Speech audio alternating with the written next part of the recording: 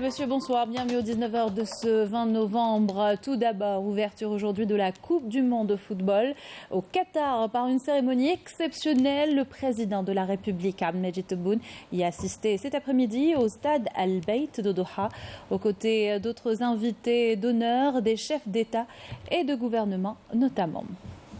Et avant la cérémonie d'ouverture au salon d'honneur du stade Al-Bayt, le président de la République a rencontré l'émir de l'État du Qatar, Tamim Ben Hamad Al Thani, le président égyptien Abdel Fattah Al-Sisi et le roi de Jordanie, Abdallah Al Thani.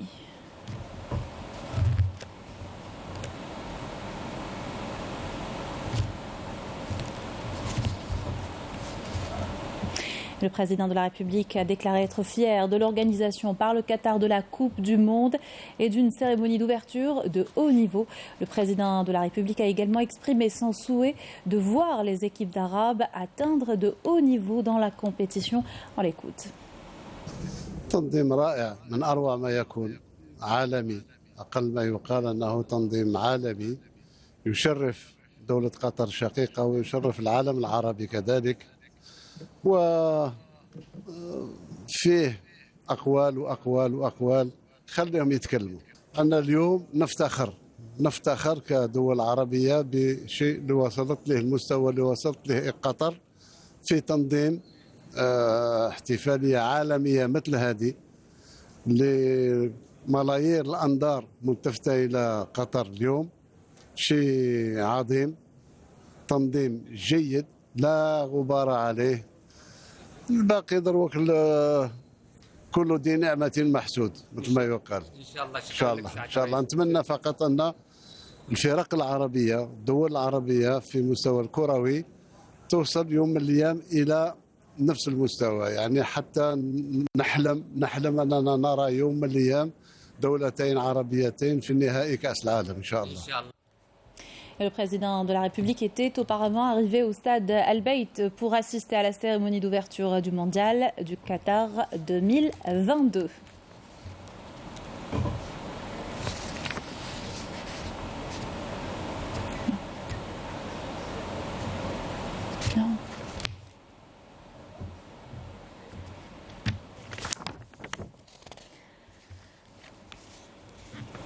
La 22e édition de la Coupe du Monde.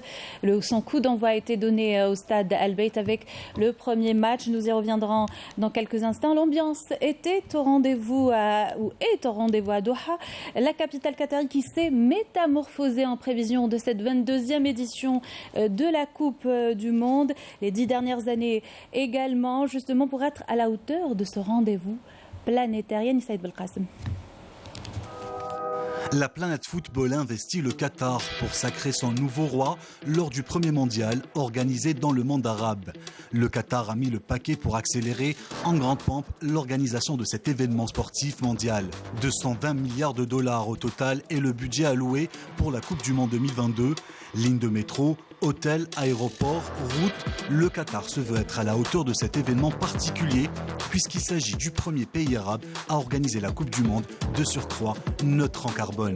La compétition se jouera dans 8 stades différents répartis sur 5 sites qui sont directement accessibles en métro. Le mythique stade Losil qui abritera la clôture de cette coupe d'une capacité de 80 000 places est le plus grand des stades, suivi du stade El Bayt avec 60 000 places. Les autres stades, à savoir Stade Khalifa International, Stade Education City, Stade Ahmed Ben Ali, Stade El Toumama, Stade 974 et le Stade El Janoub ont une capacité de 40 à 45 000 places. Connu pour son climat aride, les organisateurs ont doté une bonne partie des stades avec un système de climatisation dont l'énergie est produite à partir de stations photovoltaïques de plus de 1,8 million de panneaux d'une capacité de 800 MW et s'étendant sur 10 km² pour alimenter les stades en électricité et réduire ainsi 26 millions de tonnes les émissions de CO2. Tout a été étudié pour faciliter la fluidité des trajets entre les stades, les lieux d'hébergement et les autres sites. Certains stades seront desservis par une combinaison de métro et de navettes, notamment de bus électriques. Par ailleurs, une grande salle de rédaction a été mise à disposition pour la presse internationale. Après 12 ans de préparatifs, le Qatar a tout misé pour assurer la réussite de la Coupe du Monde. Voilà, tout est mobilisé pour accueillir les supporters et ils étaient nombreux lors du coup d'envoi de la 22e édition de la Coupe du Monde au stade Al-Bayt avec le premier match entre le pays hôte, le Qatar et l'Équateur. Ce dernier a remporté la rencontre avec 2-0. Les deux équipes évoluent dans le groupe A. Poursuite des débats aujourd'hui à l'Assemblée populaire nationale autour de la loi de finances 2023, séance plénière présidée par le président de l'APN, Ibrahim Bourali.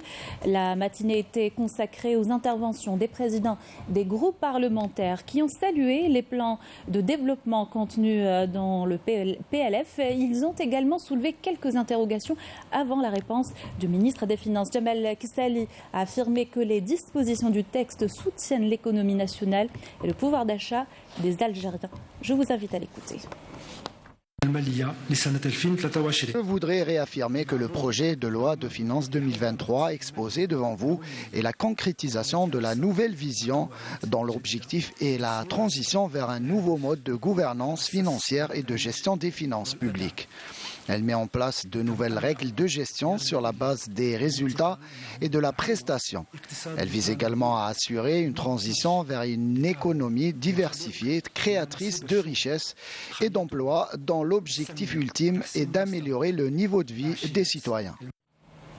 Améliorer le niveau de vie des citoyens, attirer l'investissement. La société d'ailleurs des ciments de Saïda relevant du groupe JICA a procédé hier à l'exportation de 7000 tonnes de clinker vers l'Allemagne. Il s'agit de la première cargaison d'une opération qui concerne 80 000 tonnes. Elle a été effectuée à partir du port de Reims. Sarah Sari, Yannis Saïd Belkacem. Il s'agit là de la première cargaison de 7000 tonnes de clinker de la Société des ciments de Saïda, relevant du groupe industriel des ciments d'Algérie JICA, en partance pour le port d'Oran pour procéder à sa première opération d'exportation vers l'Allemagne. La Société des ciments du groupe JICA ambitionne d'exporter vers les marchés européens. La chaîne logistique d'exportation se passe dans les meilleures conditions. Cette année, notre entreprise a enregistré une production de 200 000 tonnes de clinker. Et en 2023, nous allons essayer d'exporter le produit fini, c'est-à-dire le ciment et non le clinker.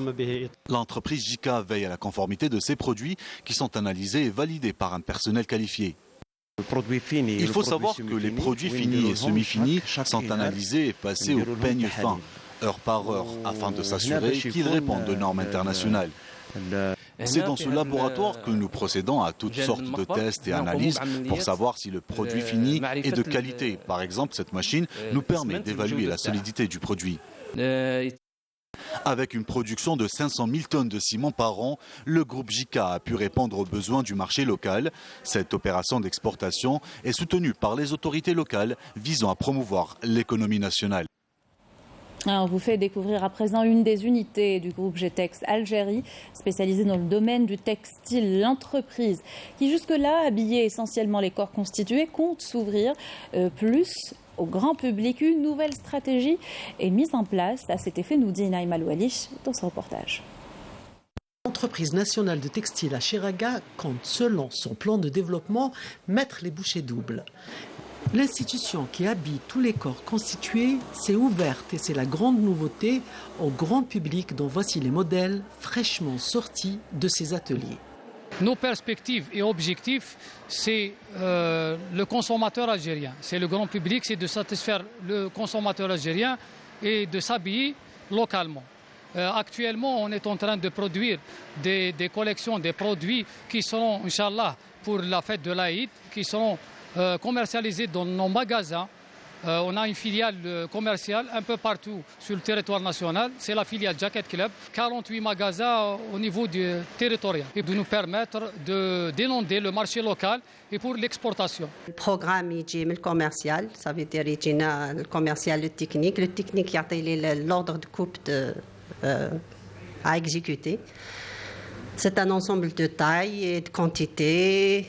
C'est la description de modèle le client, ça veut dire chaque client le modèle il est fait à la création, au niveau de la création avec les modélistes. On le corrige, après on le registre. Après on lance le travail, ça veut dire le tracé. Avec une capacité de production de 1400 costumes par an, G-Tex, qui a acquis un matériel dernière génération, produit en exclusivité toutes sortes de képis et s'est même mise à confectionner des costumes destinés à un film sur la guerre de libération nationale. Là, on est en train de réaliser la vareuse ou la veste de la DGSN, de la Sûreté nationale, dont on a une capacité de réalisation de 400 vestes ou vareuses par jour. Et donc les livraisons, quand on fait des livraisons régulièrement pour satisfaire notre client, de 1 à 2 fois par semaine. Notre unité aussi fabrique tout genre de képis, soit pour l'uniforme, les képis militaires et paramilitaires. À titre d'exemple, la protection civile, c'est des képis qui sont avant importés. Maintenant, on les réalise du tissu de base de notre filiale Texalg jusqu'à la confection. Et c'est des produits de très bonne qualité, compétitifs. Et aussi, on a réalisé cette fois-ci des képis, des tenues pour un film historique. Tournant à plein régime, G-Tex, qui ambitionne d'innover et de s'agrandir, projette d'inonder le marché national de produits à 100% locaux, très avantageux sur le plan qualité-prix. Autre investissement dans le domaine agricole, à Ouled Djellel, plusieurs projets ont pu voir le jour grâce aux facilitations des autorités, des levées d'entraves pour la fabrication de produits phytosanitaires ou encore une laiterie qui renforce le développement dans la wilaya. Malika Boulel. Des produits phytosanitaires destinés à préserver la récolte agricole sont fabriqués ici dans cette usine à Ouled Djellel. Des produits soumis avant leur mise sur le marché national à une homologation délivrée par le ministère de l'Agriculture. Notre objectif, en plus de permettre aux agriculteurs d'avoir un produit de qualité à un prix raisonnable, est de créer de l'emploi. Nous avons ici, dans notre unité de production, des stagiaires qui nous viennent des centres de formation et des universités. Nous les formons ici pour pouvoir les recruter après. Nous faisons en sorte de fabriquer des produits phytosanitaires sans interruption pour améliorer le rendement agricole. Parmi les projets d'investissement qui ont bénéficié de la levée d'obstacles et actuellement opérationnels, cette laiterie à Ouled Djellel. Il s'agit du premier investissement local dans le domaine. Un projet qui vient répondre aux besoins des habitants d'Aoussen et de ses environs en matière de produits laitiers en attendant la concrétisation d'un autre projet d'investissement, une exploitation agricole spécialisée dans l'élevage de vaches laitières. Aujourd'hui, nous demandons plus d'accès à cette matière essentielle qui est la poudre de lait. Par ailleurs, nous nous sommes lancés dans l'élevage des vaches laitières. Nous attendons la nouvelle loi sur l'investissement pour bénéficier d'autres avantages qui nous permettront d'assurer la production de lait frais et de lait subventionné. Tous les obstacles ont été levés sur les projets à l'arrêt. Nous sommes en train de créer de petites zones industrielles pour que l'investisseur démarre directement son activité, soit dans le domaine de la transformation agricole et même dans d'autres secteurs d'activité. Ouled Djellel, qui vient d'être promu au rang de wilaya, aspire à installer les bonnes bases pour le développement de la région, booster l'industrie à Ouled Djellel et contribuer ainsi à l'essor économique du pays. À l'étranger et au Maroc, la crise sociale et économique s'amplifie. Les Marocains dénoncent l'inaction du gouvernement Arnouch face à la montée des prix et à la détérioration du pouvoir d'achat de larges couches de la société. Des manifestations quasi quotidiennes sont organisées à travers le pays. Yasmine Massaouti. La hausse vertigineuse des prix des produits alimentaires suscite colère et indignation au Maroc. La dégradation du pouvoir d'achat a plongé une grande partie des Marocains dans l'extrême pauvreté.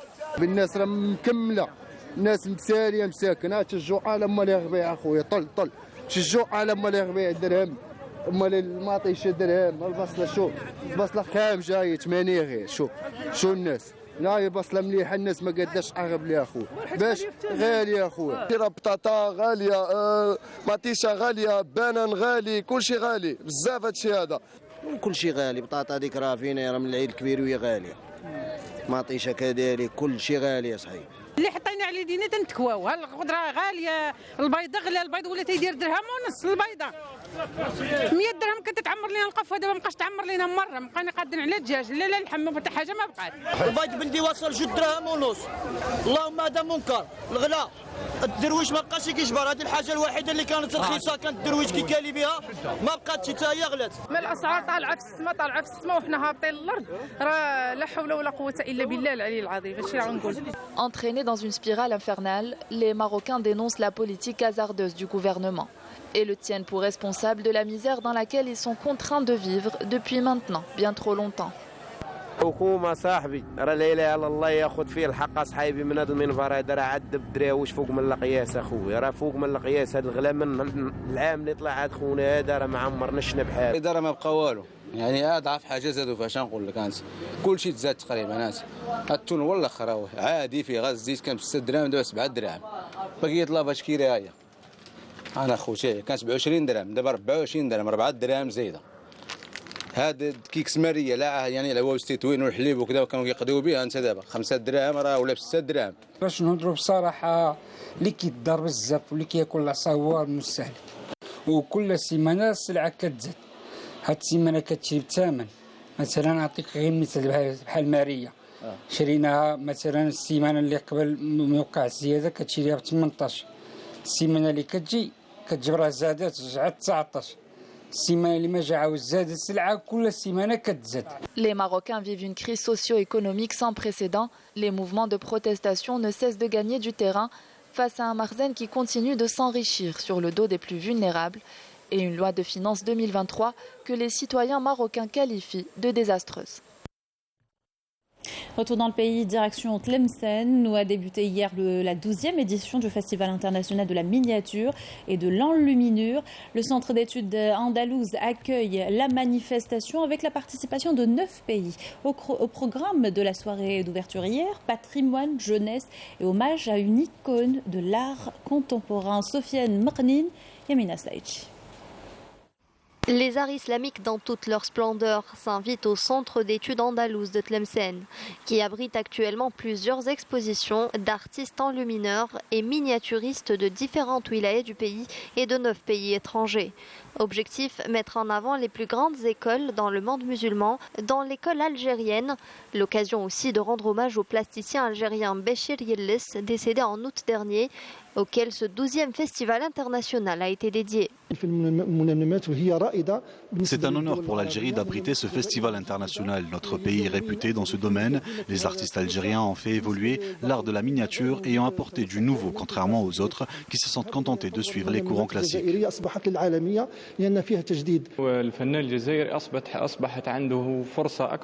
Les artistes enlumineurs et miniaturistes algériens ont l'opportunité de connaître les différentes écoles présentes, l'école pakistanaise, turque ou encore iranienne.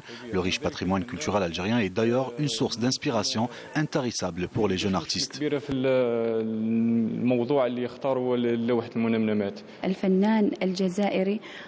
L'artiste algérien accorde une très grande importance aux petits détails. Il puise aussi son inspiration de la vie de tous les jours. C'est le point que nous avons en commun avec les artistes omanais et ceux des autres pays arabes. Les œuvres algériennes reflètent parfaitement la continuité et l'évolution de ces arts qui contribuent à préserver de manière créative le patrimoine culturel national. L'école algérienne a réussi à s'imposer dans le monde de l'art avec des miniatures inspirées du vécu. Elles illustrent des moments clés de notre histoire comme la guerre de libération nationale ou encore l'indépendance. C'est un art qui n'est pas prêt de disparaître.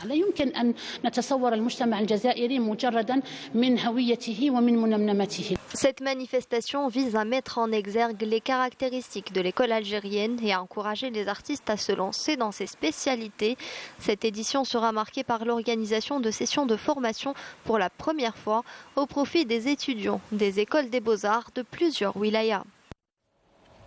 Culture toujours est dans le cadre des festivités du 1er novembre, le 60e anniversaire de l'indépendance. L'Opéra d'Alger a organisé un spectacle chorégraphique intitulé Al-Jazair Bayn al-Barh wal-Yawm. L'Algérie entre hier et aujourd'hui, un spectacle qui retrace les différentes étapes de l'histoire du pays depuis l'indépendance. Reportage Mariam Ben Abdelrahman, commentaire Badia Amardi.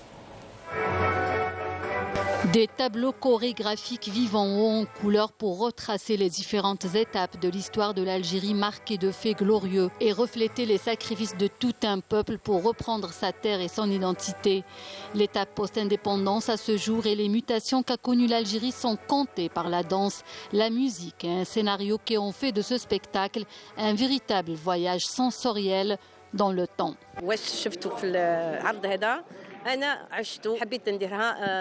J'ai vécu cette époque et j'ai voulu la traduire sous forme de ballet-théâtre.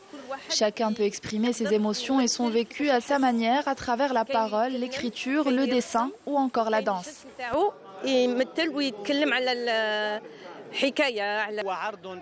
C'est un spectacle artistique chorégraphique qui représente tous les changements qu'a connus l'Algérie depuis l'indépendance en 1962 à 2022 et donc jusqu'à l'édification de l'Algérie nouvelle.